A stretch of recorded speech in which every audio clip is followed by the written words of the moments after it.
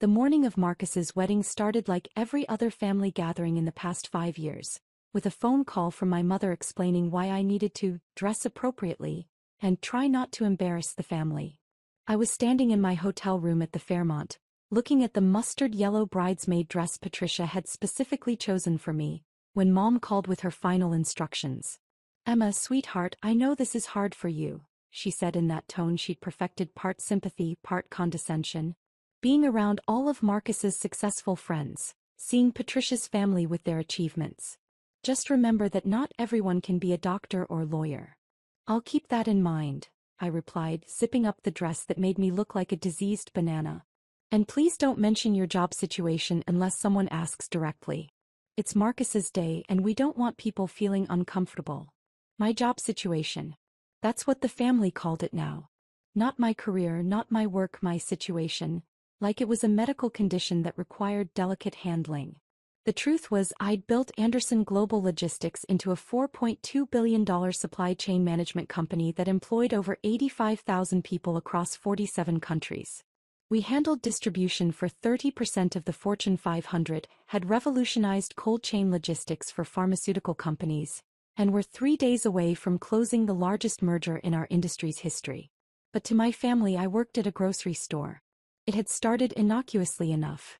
7 years ago, when I was building my first distribution center, I'd worked nights at a Safeway to understand every aspect of food retail from the ground up. I wanted to know how products moved from suppliers to shelves, how inventory management worked at the store level, how customer demand patterns shifted. Most executives learn this stuff from spreadsheets and consultants. I learned it by scanning barcodes and stocking shelves from midnight to 6 a.m. When family asked about work during those early years, I'd say I was in food retail or working in supply chain logistics. Somehow this got translated into Emma works at a grocery store. And once that narrative took hold, it was impossible to correct without seeming like I was lying or delusional. The first time I tried to explain what Anderson Global actually did, Uncle Richard had patted my shoulder and said, "That's great, honey. It's good that you're ambitious about your grocery store job."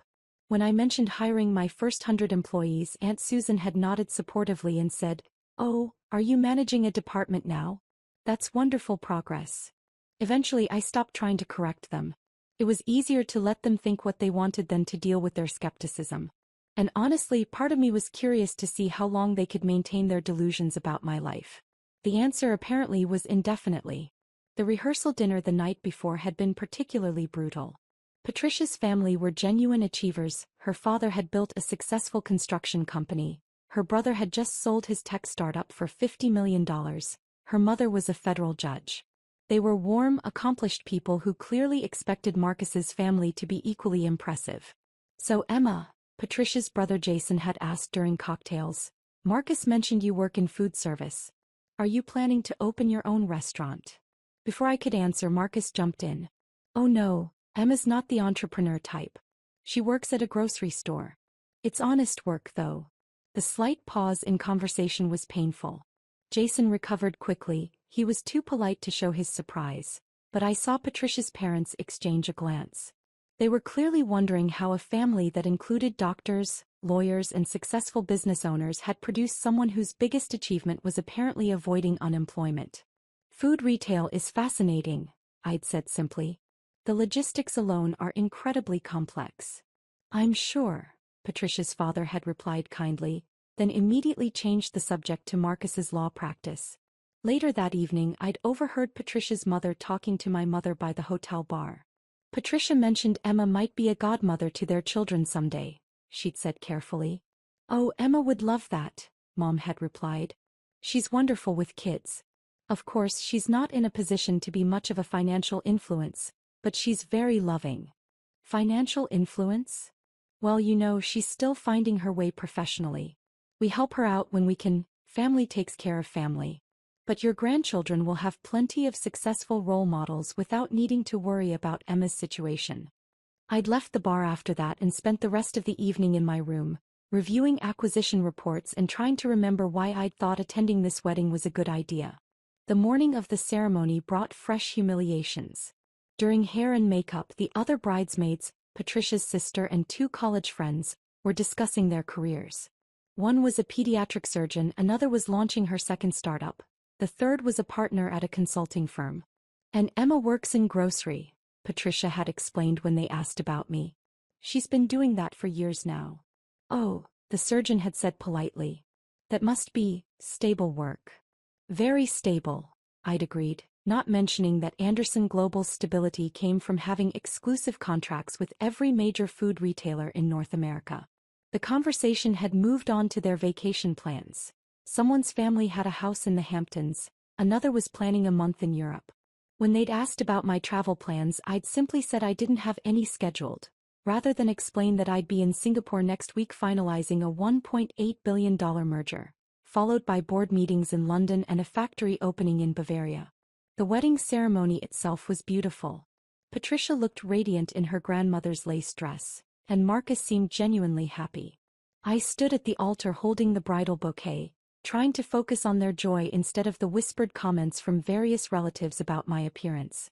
Poor Emma, I'd heard Aunt Susan tell someone behind me. That color is so unflattering on her. Patricia should have chosen something more appropriate for her complexion. The dress isn't the problem, someone else had whispered back. It's the stress. Financial pressure ages you. I'd maintained my smile throughout the ceremony, even when the photographer had positioned me slightly behind the other bridesmaids for the formal photos. For composition, he'd explained, though everyone understood it was to minimize the visual impact of the family member who didn't quite fit. The reception was held in the Fairmont's Grand Ballroom, a beautiful space that I'd actually considered purchasing 2 years ago before deciding the location wasn't right for my real estate portfolio. The dinner was excellent, though I barely tasted it as I endured toast after toast that somehow managed to celebrate everyone's achievements except mine. To Patricia's family, Marcus had said, raising his champagne glass. Judge Whitfield, who's dedicated her life to justice. To Jason, who just sold his company for more money than most of us will see in a lifetime. To Mr. Whitfield, who built his construction empire from nothing. He turned to our side of the room. To my family. Uncle Richard, who just made partner at his accounting firm after 20 years of dedication. To Cousin Derek, who opened his second dental practice this year. To Dr. Patricia's maid of honor Sarah, who's saving lives as a pediatric surgeon. His eyes had found mine during the pause. And to family members who support us in their own special ways. My sister Emma, who flew all the way from Seattle to be here despite the expense. She works in food service, which is honest, necessary work, and we love her for her dedication to simpler values. The applause had been polite but pointed. Several people had looked at me with the kind of gentle sympathy usually reserved for recovering addicts or the recently divorced. It was during the dancing portion that the real drama began. I'd stepped onto the terrace for some air when I overheard a conversation that would change everything. Patricia's mother was speaking with Marcus near the bar, her voice sharp with concern. "Marcus, I need to ask you something directly," she'd said. "Is Emma financially stable? I don't mean to pry, but Patricia mentioned she might want Emma to be godmother to your children, and given her circumstances." "Emma? God, no, she's been struggling for years," Marcus had laughed. "She's sweet, but she can barely take care of herself. She's been working the same grocery store job for 7 years now?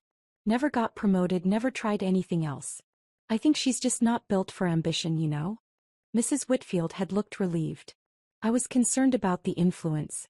Not that there's anything wrong with her work, of course, but Patricia comes from a family of achievers. Her father built his company from nothing, her brother just made $50 million on his startup.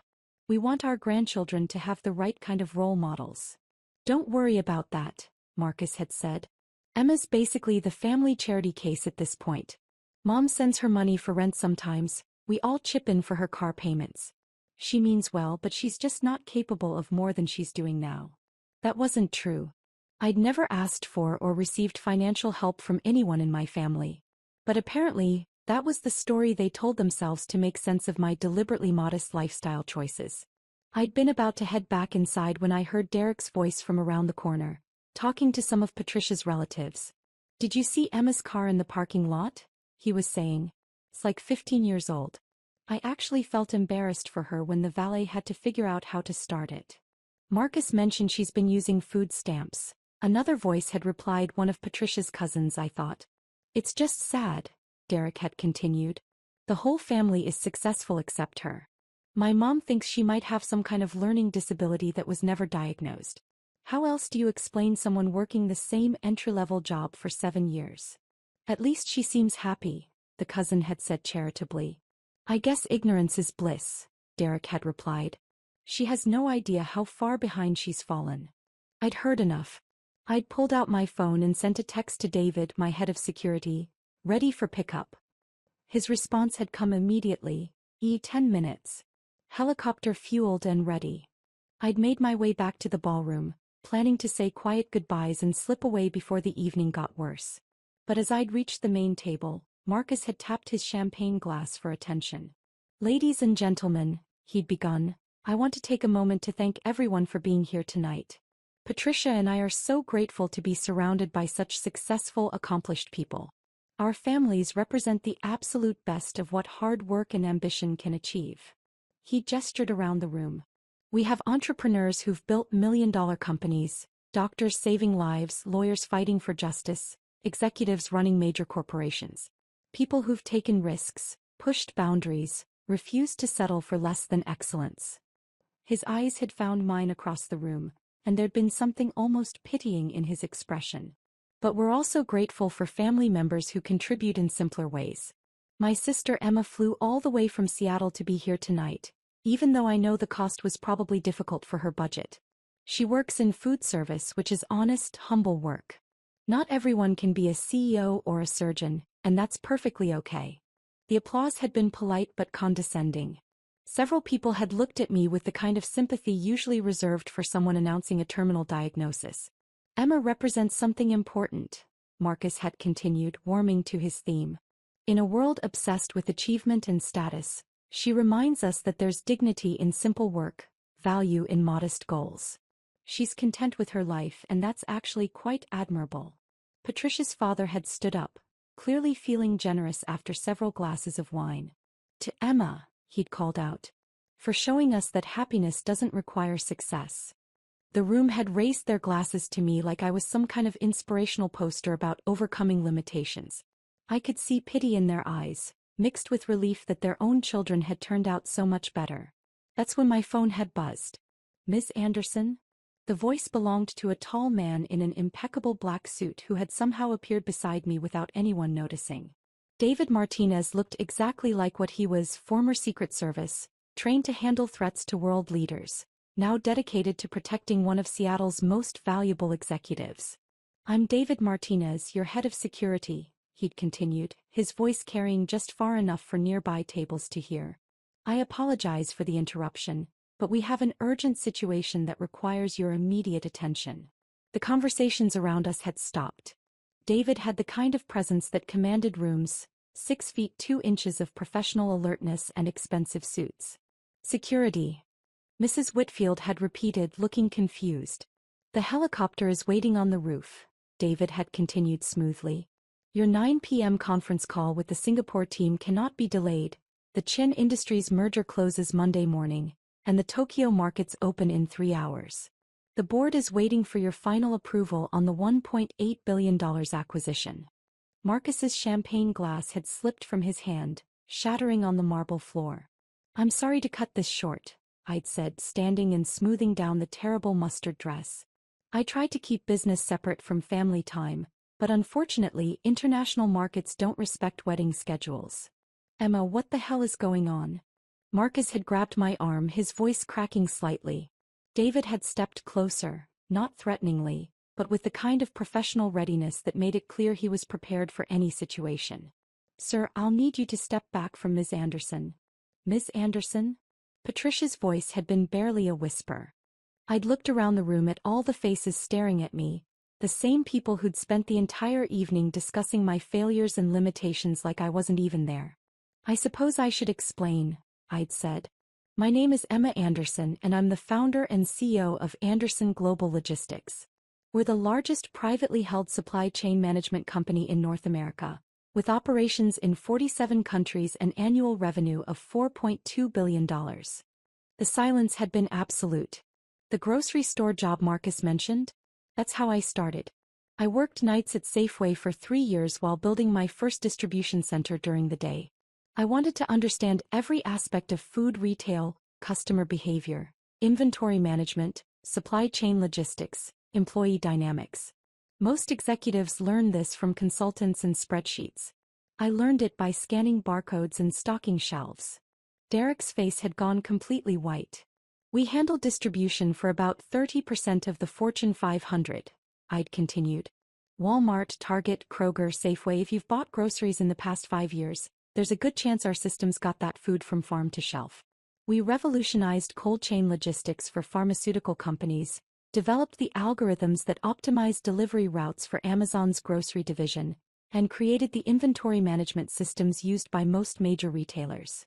Mrs. Whitfield had been staring at me like I'd just announced I was from another planet.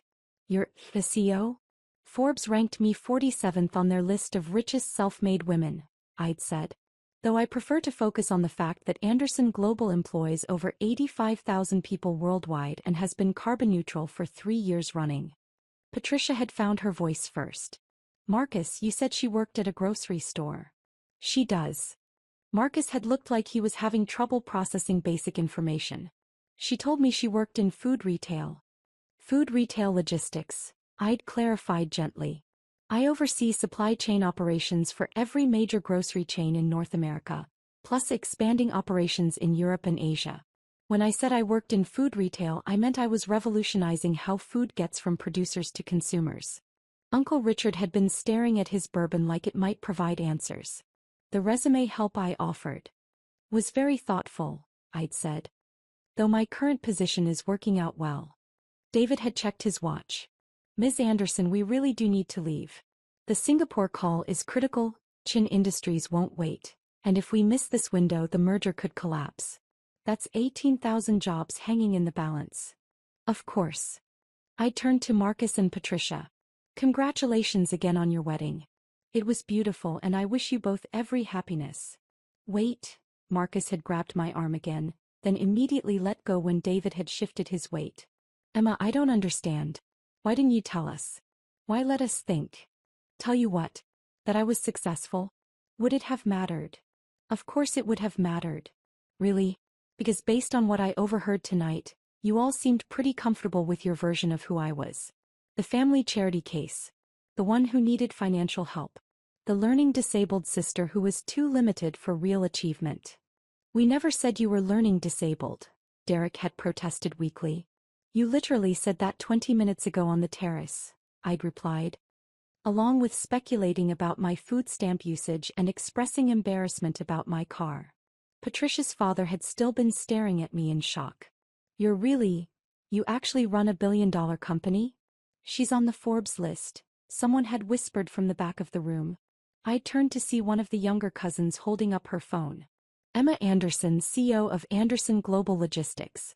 Net worth estimated at $2.3 billion. The murmur that had gone through the room was like watching dominoes fall. This doesn't make sense, Aunt Susan had said, her voice almost accusatory. If you're so wealthy, why do you dress so modestly? Why do you drive an old car?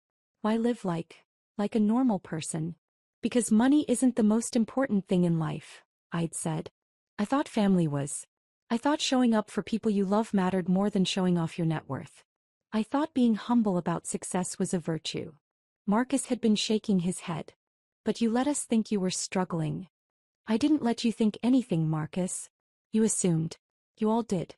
You decided that because I didn't brag about my accomplishments at every family gathering, I must not have any. You created an entire narrative about my life, complete with financial problems I don't have and limitations I've never shown, without ever asking me a single direct question about what I actually do for work. But you said you worked in food retail, Patricia had protested. I said I worked in food retail logistics. When I mentioned supply chain management, you nodded politely and changed the subject. When I talked about hiring employees, you assumed I meant I was managing a grocery store department. When I said I traveled for business, you figured I meant training sessions at other locations. The room had been completely silent now, everyone processing the magnitude of their assumptions. You know what's funny? I'd continued.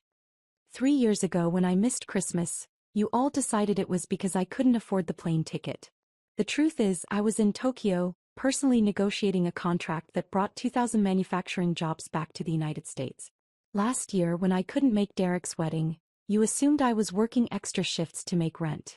Actually, I was in Germany opening our newest facility that now employs 1,500 people. Derek had looked like he might be sick. Ms. Anderson, David had interrupted gently, the helicopter. I'd nodded. I really do have to go.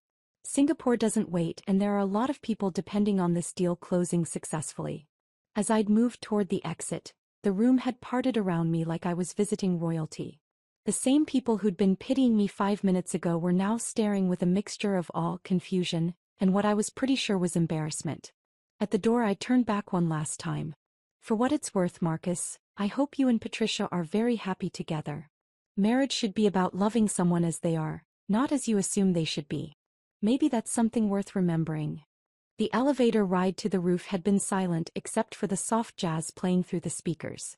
David had held the door for me as we stepped onto the hotel's helipad, where my pilot was waiting with the rotors already spinning. How was the wedding, ma'am?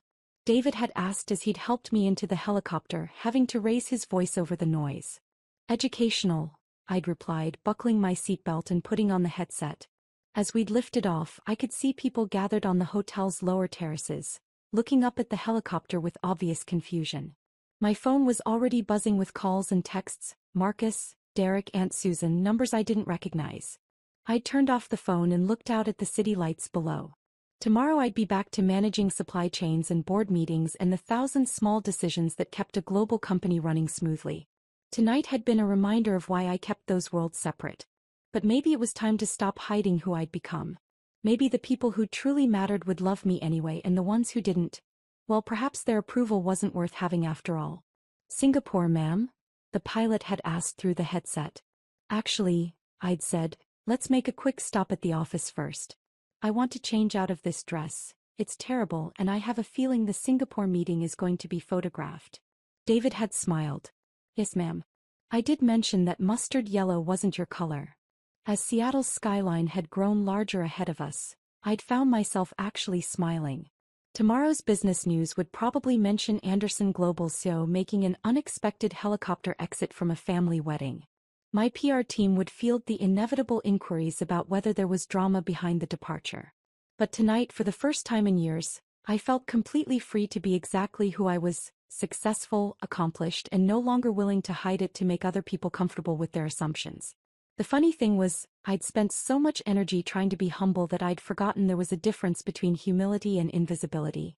Maybe it was time to let the world, including my family, see what I'd actually built. After all, Anderson Global Logistics hadn't revolutionized supply chain management by staying quiet and hoping people would notice.